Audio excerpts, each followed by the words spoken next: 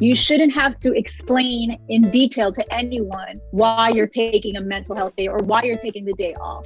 If you're working for a corporation like that, it's either time to change the culture or change the job. For entrepreneurs, I think that we can also tend to get caught up and be the worst bosses we could ever work for. And we end up working, instead of working a 40-hour week, we'll work an 80-hour week.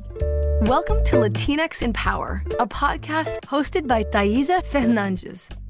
Welcome to Latinx in Power. Today we are talking with Angel Aviles. Angel boldly decided to pursue her dream of becoming an actress. The Bronx native moved from New York City to Hollywood and landing roles on projects with up-and-coming directors like Quentin Tarantino, Robert Rodriguez, and many others. Following her acting career, Angel became an entrepreneur. Today, she's a transformational life coach, a motivational speaker, and an advocate for social justice. Welcome, Angel. Thank you. I'm so excited to be here. Me too. So in this episode, we'll talk more about mental health. In 2009, Angel suffered from depression, anxiety, and panic attacks, which was when she began her own journey of mental, physical, and spiritual wellness. So first things first, what does it mean to be a Latina for you? I saw this question and the first thing I thought was, it means to be out of my head and to really be more about what it feels like. I want to talk about what it feels like, which is a warmth.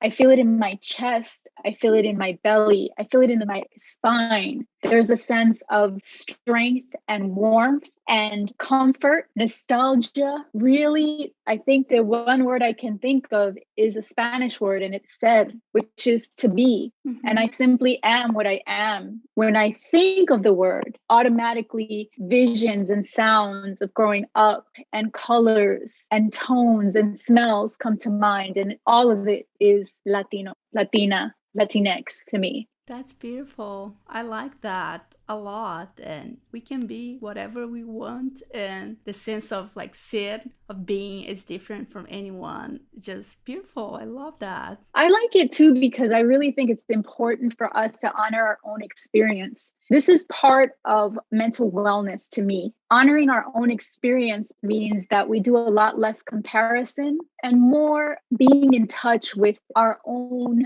selves as we occupy our internal space and also as we navigate our external world. That's awesome. I'm feeling that I'm going to learn a lot today. I'm really excited.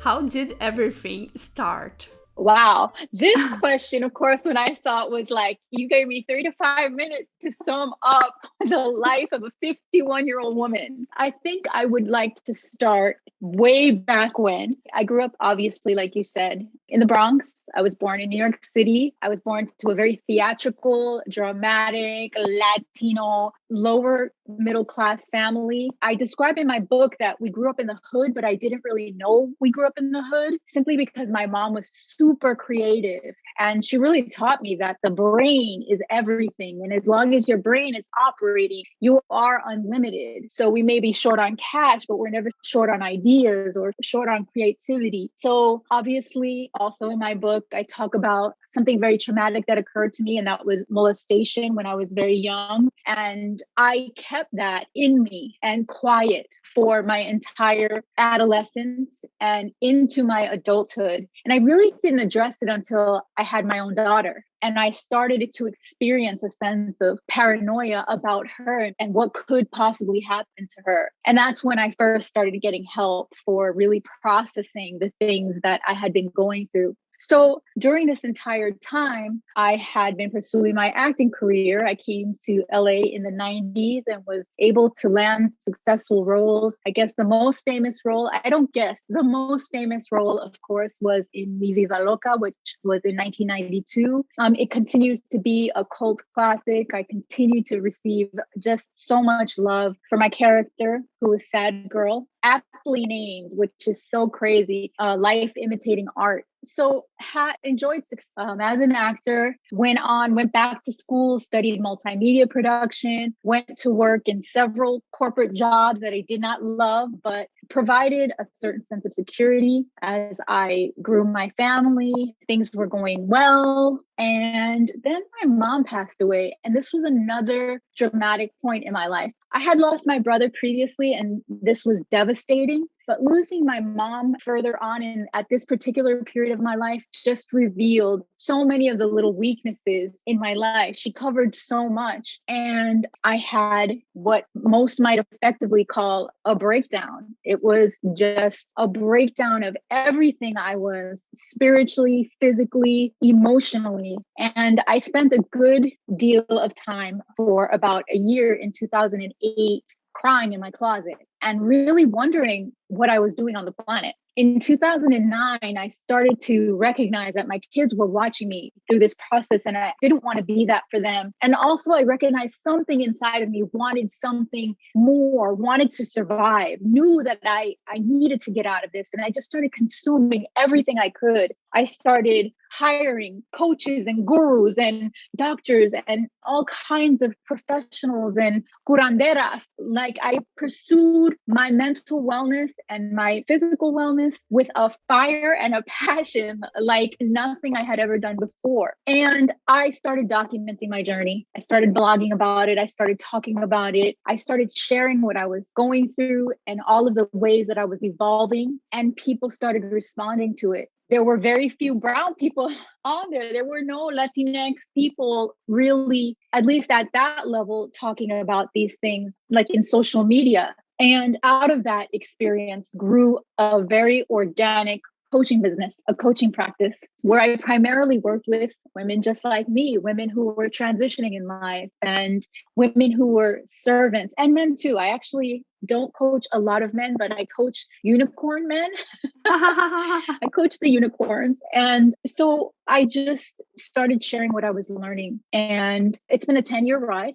I've had this practice since 2011. And I've really enjoyed the journey. Ultimately, I've been able to create a practice that reaches out to a population that hasn't previously talked about these things openly. And it's my pleasure to see people thrive and learn how to be well. By the way, I never heard about the term unicorn man before. I'm going to use it starting today. That's amazing. And I think like reading your book, it was really inspiring just to get to know more about you, your story, and also like the way you saw things, right? You did many different things and of course you had challenges, but the way you saw them and the way you tried to make it better is just really, really inspiring.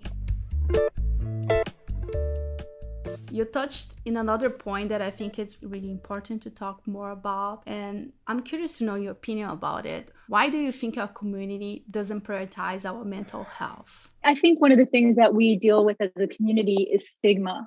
Previously, we haven't had a lot of representation in the mental health industry. And so I think there's a lot of cultural relevancy that's been missing and we haven't felt comfortable. So we haven't been able to maybe go out there and be treated for these things. Obviously, as a country, we're not doing great in terms of mental health. We have a long way to go in terms of mental health for everyone. And I think COVID-19 really revealed how much more work we all have to do, particularly in the Latinx community. I'm seeing many more therapists and doctors come out and talk about their experiences. You know, obviously diversity, equity, and inclusion matter, especially in mental health. So in the end, I think that we will see some real progress in this area, but I think that it's been cultural, it's been economic, because it's also been super expensive to hire a great therapist. As more opportunities and options become available, I think we'll actually be able to stop the stigma and get the help that we need on a broader level.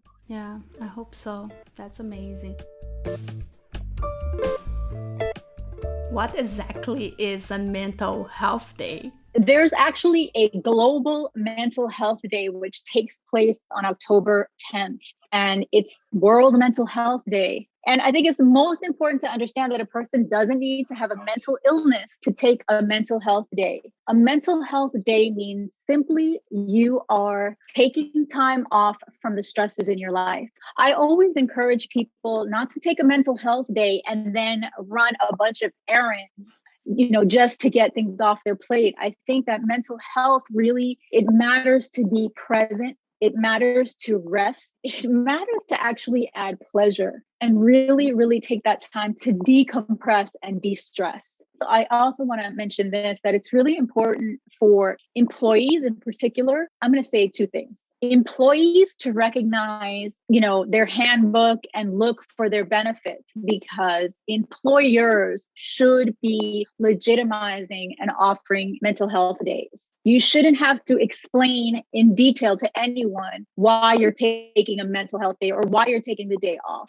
If you're working for a corporation like that, it's either time to change the culture or change the job. For entrepreneurs, I think that we can also tend to get caught up and be the worst bosses we could ever work for. And we end up working, instead of working a 40-hour week, we'll work an 80-hour week, and we will miss the opportunity to take a mental health day as well. But essentially, it's really taking stock of where you are in your mental, physical, and emotional health and determining that you are worth the rest. Yeah, I like that you give more context to that. I think I only learned about that when I moved to the US. I don't know if it is a thing in Brazil. And I also recognize the importance of managers taking advantage of the mental health day and also helping to normalize that, right? And as you said, without giving an explanation, just using the time, not to run errands, but to use it for have fun or do other things that will make you feel good, right? Yes. Thinking about how to connect to what makes you decompress and stress less. This is really, really paramount in taking care of yourself and your wellness. Mm-hmm. Yeah, it's a good reminder for me as well,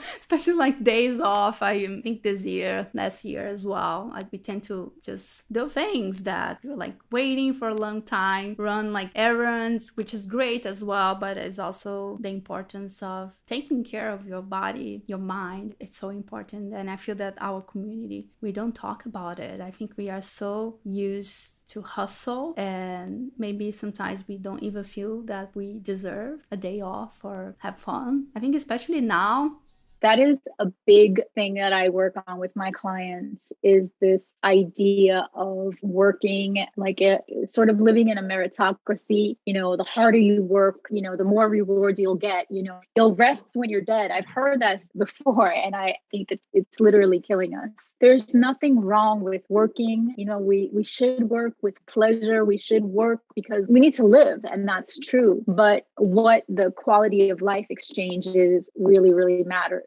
Relationships matter. Your relationship with yourself, your relationship with the people that you're surrounded by, your relationship with the planet, your relationship with money, all of this, there needs to be a perspective and an overall balance to how, again, navigate your entire experience here. Mm-hmm, absolutely. And I understand that sometimes it might also be a process where you first get to know more about yourself and your body and what your mind and body needs, that it might take some time for some of us. So I'm just curious, how do you know when you need a mental health day? I think you nailed it. And the one thing I want to say is that we're constantly evolving.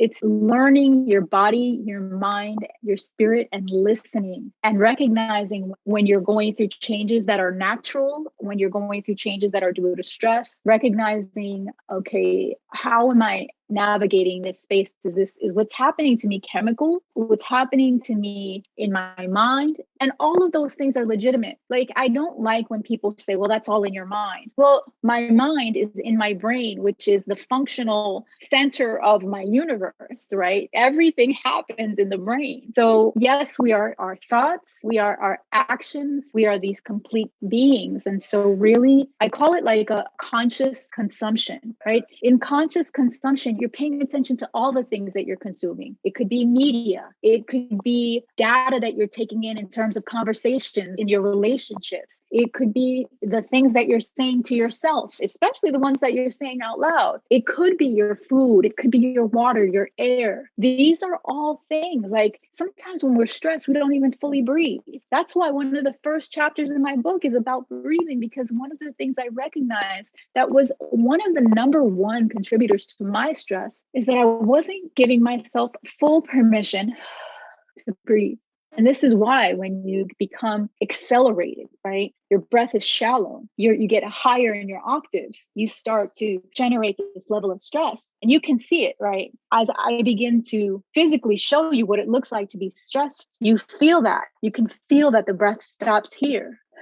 So even taking a moment to just quiet down and breathe deeply and meditate. Meditating doesn't necessarily mean you're going to live on a mountain. It means just giving yourself time to be quiet, to recognize the signs that your body, mind, and spirit are saying, are showing. Mm-hmm. Yeah, that's so interesting. And I really love your book because you talk about like everything we need to pay attention. It's not like it's been not a long time that I discovered those things, like stopping to breathe. Sometimes I'm anxious or I have something important. So I just stop to have like a deep breath, just to try to calm myself, paying attention to what I eat. Exercise is something new to me. It's been like a year and a half that I'm exercising like 4 or 5 times a week. And I'm seeing the change that this like small thing, it's not small, it's a ton of work, but I'm seeing like the results, and it's helping my anxiety, a lot of other areas. And I was just like, this is so mind-blowing, just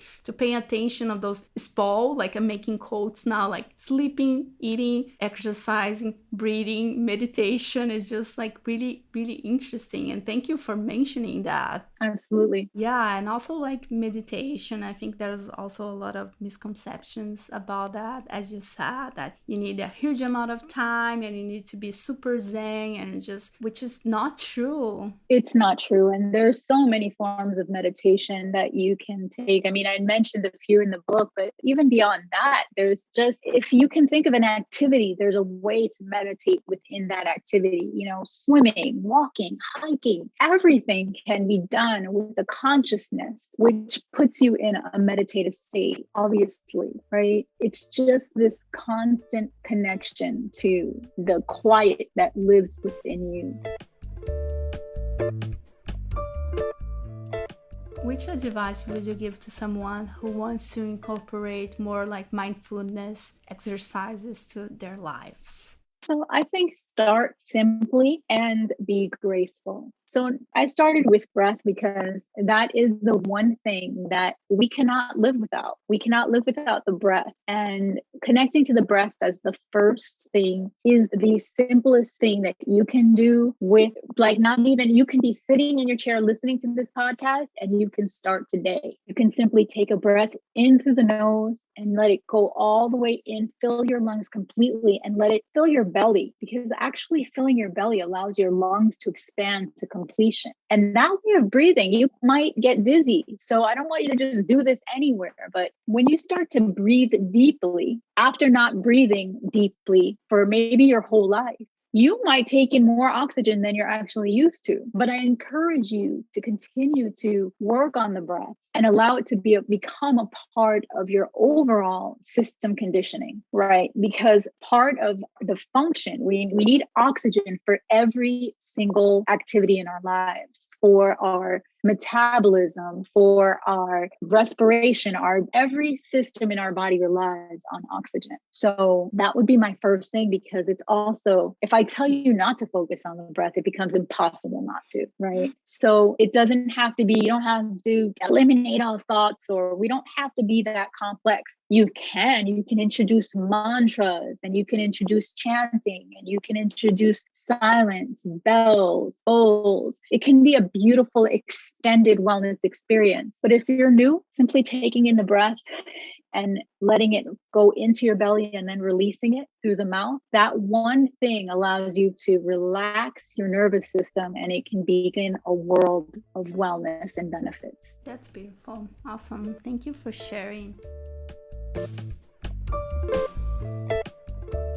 How we can better help others. I imagine there's a lot of people who is listening to us that might be wondering how we can better help. We are living in a pandemic. There's a lot going on. So I'm curious to hear your thoughts about it. So the number one way that you can help someone else is to be well yourself. Be an example of wellness. And in doing that, you become a demonstration of what it looks like to shamelessly live in the space that you're in, which may not be happy all the time. Maybe could you allow yourself to cry, allow yourself to be angry, allow yourself to experience your emotions, allow yourself to monitor how you're taking in information and processing that information. Make the observation about yourself, whether what you're feeling may not be normal and maybe I should go see a therapist or a doctor. I'm a coach. I'm not a therapist or a doctor. And I do an assessment with my clients because I don't want to work with a client who I can't actually help. And very often I recommend the therapist, because there's certain traumas that should be worked on. So being able to recognize that in yourself is paramount to being able to help anyone else, because it's harder for you to say, hey, I think you should probably think about therapy, or maybe you should think about therapy if you've never done it yourself, or if you have some kind of judgment or stigma about it. Number two, and I also want to pull back that and say, even if you've never been to therapy, as long as you've observed that there are therapies that are beneficial and you believe in the practice, then it's easier for you to pass on that information to help others. The other thing I want to say is that I'm going to give you two numbers, right? And these are extremely important. Suicide is real. And if you've known anyone or have lost anyone, it's devastating. It leaves the impact of guilt on so many people figuring, oh my gosh, what could I have done? Don't keep it a secret. The National Suicide Prevention line is 1-800-273-8255. Write that down in a book. If you ever hear someone talking about suicide, or if you're suicidal yourself, please do not hesitate to get that help. There's also a crisis text line, and you can text home to 741-741. A crisis is anything, again, where you're feeling like you don't want to be here, you're considering ending your life. Before you go a step further, please make that call. If you've heard anybody on your social media channels or anywhere else, do that. Third is, of course, empathy. Have some empathy. A little bit of empathy goes a long way. And empathy is just leaning in and letting people be, not necessarily trying to fix what it is, because we're not professionals in every area, right? Not even all therapists are professionals. Not even all doctors are professionals in every area that's needed. And so helping someone by sometimes validating their feelings, because feelings are real, whether they can be justified, or we cannot judge someone else's feelings. So just a little empathy goes a long way. We're all doing the best that we can to cope with everything that we've been given. Yeah, thank you for sharing those resources. We are going to link to the description of this episode, the resources you mentioned, the phone numbers, so people can take advantage of that or just know those numbers and that those resources exist. And you touched on a really interesting point that we might not have all the answers, and just to also acknowledge feelings. And I feel that sometimes people, they just want to be heard. They might not need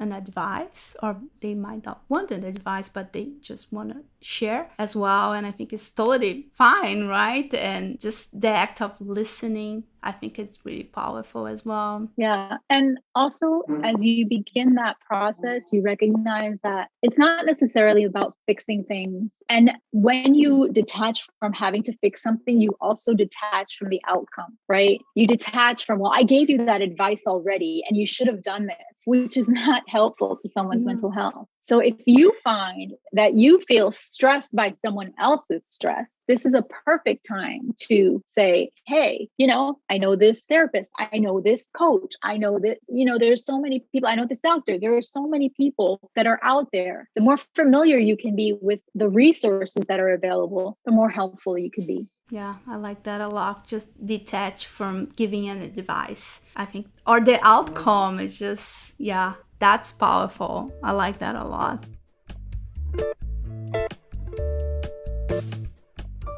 Yeah, do you want to talk more about your book as well? We are also going to link to the description of this episode, and I just read yesterday, so I'm really excited to be talking more about it as well. The book was 10 years in the making. So from a perspective of a person who is a creative, I would like to encourage anyone out there that if you feel the itch to do something very similar to you decided that you were going to make this podcast and it was going to be a gift to yourself, a gift to your younger self, which is a beautiful thought. Same thing for any of you who have been journaling or writing and really feel that you want to create a book. I wrote a book, I self-published it. It's been phenomenal, and I'm so grateful that I did it. It took me 10 years. I had a lot of things to get over, but I'm grateful that I finished it and that it's begun to help so many people to begin their journey to really loving themselves. So I want to encourage you, authors out there, you aspiring creatives, you podcasters, you actors, give yourself permission to create. Being creative is a very important part of the overall wellness process. I believe that creativity is something that's magical, right? In various philosophies, we are created in the vision of the creator. And so the creator creates. And so we also have this urge to create. So why not fuel that? Yeah, absolutely. And if you're looking for permission, we are both giving you permission to do whatever you want, right? Yes, write that damn book, do that show, do your YouTube channel. There's been no greater time than now to do what you came here to effing do and stop waiting for somebody else to tell you it's okay or not okay. There's nobody that's going to do it for you. It's just give yourself the permission to do it. I also wanted to say that in addition to being creative, one of the things that I really found hard to write about in my book was forgiveness. Forgiveness is a huge part of wellness, and it was a huge part of my deliverance into pursuit of being well. So any lingering, there's trauma. And if there's trauma that's linked to that, your ability to forgive, handle it. Don't let it go another day without you getting the help that you deserve, period. You deserve it. And don't let anyone shame you or make you feel bad about getting the help that you deserve. And third and final thing that I'll say that has really contributed to overall wellness, and maybe I'll answering a question that you had asked, but you said, were there any books or movies that I would recommend? And when I thought about that question, I said, I don't want to recommend the things that worked for me per se.